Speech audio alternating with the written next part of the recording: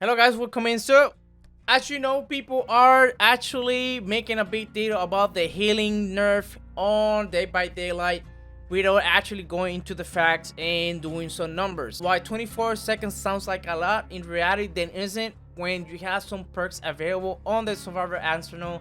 And I'm gonna show you some numbers so you can learn something out of it and give me your opinion if you think that is still not enough, but I think it's a step on the right direction.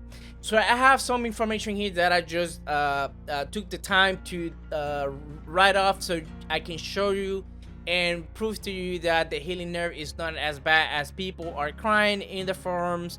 Right now we have base healing 16 seconds, and any percentage that you have on your build is gonna equal 1 shard. So the formula goes as follows. It's gonna be base healing divided by 1 plus whatever you have extra as healing progression on your build.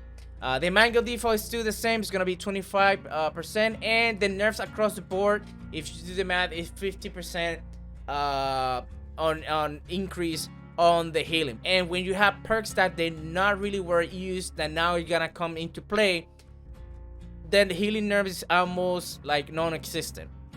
Alright, so I have different categories. I'm gonna start with the healing order or altruistic healing. First, let's start with Autodidact. Autodidact is currently a meme because basically you don't get that much benefit for the fact that the healing is so fast. You really get to stack those 5 tokens, and if anything, you hurt more your team than helping them when you're healing them on the current patch. However, that now that you have the base kit to 24 after the chain goes live, you're gonna definitely stack more tokens easily. So the next survivor that you heal after you have the 5 tokens or 4 even 4 tokens is still gonna be good. You're gonna have an insane amount of healing, and I think out of that it's gonna become one of the most used perks after the patch goes live. So right now, if you heal a survivor and you get that 5 tokens run, assuming that you have the 5 tokens, the first skill check instantly heal 12 seconds. So you're only gonna have 4 seconds for as remaining of charges, and with the new patch it's gonna be 18 seconds. So you have 6 seconds to finish whatever is left on that, assuming that you don't get another skill check. So it is insanely fast, assuming that you get, you know, those variables into play. And then we have Will Make It, which is basically gonna become one of the best healing perks in the game for the fact that it's free, anybody can use it, and you're gonna double the speed of your healing to another player. This is gonna increase any healing or altruistic healing by 100%. Same for No One Is Left Behind, but this perk has a condition which is basically almost the same here, but it kind of takes more time to get it active into the trial. So with the current base kit, which is 16 seconds, we're gonna do divided by 2 because it increased the healing by 100%. That's gonna equals 8 seconds. With the new patch, 24 seconds, it's only 12. It's only a 4-second increase, guys. It's not the end of the world, okay? Even with Mango on, the increase of the base healing is gonna be 20 today, and this is gonna equal 10 seconds. And with the new patch, it's 30 seconds. And then when you have Will Make It, you're gonna make it 15-second healing. That's still even faster than the base kit today. Next, I think this is actually gonna start resurging as well. Leader is gonna increase the healing by 25% when the teammate is healing you, and also unhooking as well in other actions like blessing, opening doors, etc. Now the current one is gonna be it's gonna reduce when you're getting healed 13 seconds. So if your teammate heals you while you have leader on, it's 13, and with the new patch it's gonna be 19 seconds. Okay, with Mango on it's gonna be the following: 20 with leader on is gonna equal 16 seconds, and 30 seconds is gonna be 24, which is the base kit that behavior is intended to put on. So even with leader, you're still gonna be healed no more than 24 seconds. Now we're gonna have the boon, and as you know, the boon is gonna remain 15%. So with the new one, you get if you're being healed in the boon area, it's gonna be 11 seconds, and with the new base kit, it's gonna be 16. Still faster or the same as today. When you have Mango on, with 20 seconds, it's gonna be equals 13, and then the 30 seconds when you have Mango on, assuming that you're healing the boon, it's gonna be equals 20, just still below the 24-second mark. Now, I wanted to point out that the safe healing right now is 24 seconds. You go on the boon if you don't have any med kit, because this negates 50% of your normal healing, so it's gonna be a little slower. So that's gonna be 24. But if you have Botanic or Desperate Measure fully stacked, it's gonna be 16 seconds, which is basically base kit. Okay, because it counters the debuff that you get if you don't have any med kits on. Then we have self-healing perks like Botanic Knowledge, and this is, the self-healing is gonna be increased by 50%, which today will equals 11 seconds, and with a new patch, 16 seconds. But if you're using your medkit, probably you're gonna have a few charges left, so you have to go over someone to finish the little chunk of health left. And when you have Mango on, it's gonna be 14 seconds, okay, and the current patch, and after the patch goes like 20 seconds. Again, less than 24 seconds. When you have Desperate Measure, and I think Desperate Measure is gonna become one of the best perks in the game. Not only it gives you insane healing where everybody's injured, and also unhooking speed. So you have two great attributes to get stronger. As the team gets weaker, you get stronger, and that is gonna increase up to 56% on you. On others, doesn't matter. So in the current patch, it's gonna be 12-second healing when you have a medkit, obviously, and then when the new patch, it's gonna be 15 seconds still. It's still faster than the base kit today. So considering that you made the killer waste 30 to 40 seconds of their time, you still are able to get back into the match on 50% of the time that you wasted on average on the killer. It is not enough. Why? Because most of these perks are not used right now for the fact that you don't even need them. You get diminishing returns because the base kit healing is so fast that just getting this, you get little value out of it. And this is what people are not really understanding or visioning. They're just like, oh my god, 20 seconds, I had to throw up my Windows Opportunity, Adrenaline, I don't want any team perks, oh my bill. That's the reason why they're crying. It's not because it's gonna be harsh, it's because now you have to use a team-based perk to help your team to recover faster. And they don't wanna drop the little meta perk, Resilience, Win Opportunity, Adrenaline, their heart. That's what it is. That's what it comes down to. So now you have to actually play the game as a team. And I've been doing this even before the nerfs. That's what this nerf for me. It's gonna be enough because I already been playing like this even before this nerf came into light. Now let's continue. Now there's two perks in the game that totally negates the base kit that is gonna be increased to 24 seconds, and that is gonna be Inner Healing and Renewal. With Inner Healing, assuming that you get your totem cleanse, it's gonna be flat 8 seconds. Doesn't matter you have Floppy Butcher, Pentimento, whatever the case is, it's still an 8-second flat. And with Renewal, you still are able to heal back for 20 seconds, and you don't even have to stop yourself. You can go back and run into the gen, do your gen renewal is just running, and once it's 20 seconds, you're already fully healed.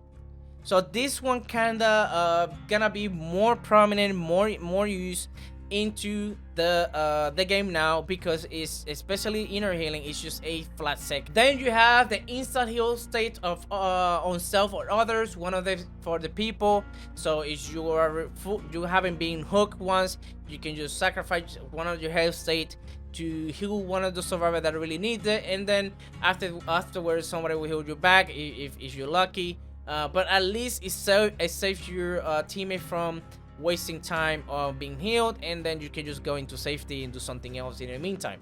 And then you have Adrenaline. Adrenaline is gonna be more popular than ever, so that's that.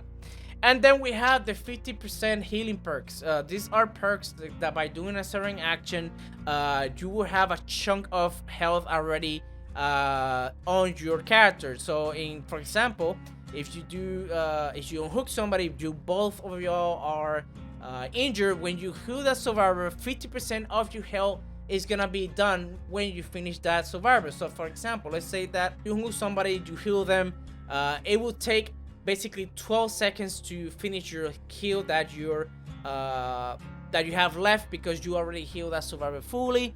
So you can pair this with, let's say, we'll make it heal really fast by the time that you finish your healing, which is gonna be again 12-second max. Then you have another 12 extra seconds left that the other survivor can finish you off to get fully healed. Then you have things like resurgence. Resurgence, once you get unhooked, you reduce the healing by 50% because you're already gonna be healed by 50%. So you have a huge chunk of heal already on your character. Even if you have sloppy pusher, you're probably gonna lose like 10% on the animation, but usually the person will be there, and you're still gonna be cutting off a lot of time by using resurgence. I've been using resurgence a lot, and it definitely helps a lot to get back into the game. And then you have reactive healing, where every time that survivor gets hit, 50% of your total missing health is gonna start filling. So first hit, the other survivor, you get 50%. If they get hit again, it's only gonna be half of what you have left. So it's not gonna take 2 hits to heal you completely. Remember, it's total progression of the healing that you have missing. So it takes probably like almost 3 hits to get you fully healed, almost. But usually the first hit is enough to at least get a huge chunk.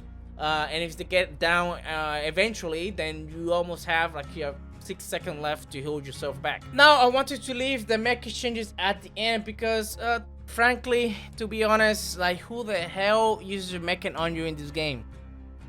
If anything, what I have done is, if I know that person is a second hook, if I see that my teammate is on their hook, is injured, and I haven't been hooked once, I give my mecha so they can heal themselves. And then we had complete trash tier. Don't ever put self-care in your fucking build because it's a waste of time. And even in the current patch, it's still garbage. This is not a reason right now to put this on your build, other than making your teammates waste their time, or you should be doing gens instead, because it takes almost forever to heal yourself up with this perk. And now I'm gonna give you some ideas on builds that can possibly emerge during this patch as a new meta. Okay, I'm gonna go over a few of them, explain really briefly, and so you can have a better idea. Be prepared if the change goes like how it is, because like I said, Survivor has a bunch of stuff on their disposal to use, but right now, because of the healing is so fast, do we get little value out of it having it on their build. So the first build is gonna have circle boom healing, still gonna be decent, but it requires somebody to go there, which usually I'm there anyways. And then desperate measures to make your hooking and healing faster, because assuming that everybody's injured, the stronger that you are, it's gonna be 106% healing speed if you are in the boom. So this perk is actually gonna be one of the best. It's been it's been one of my favorites.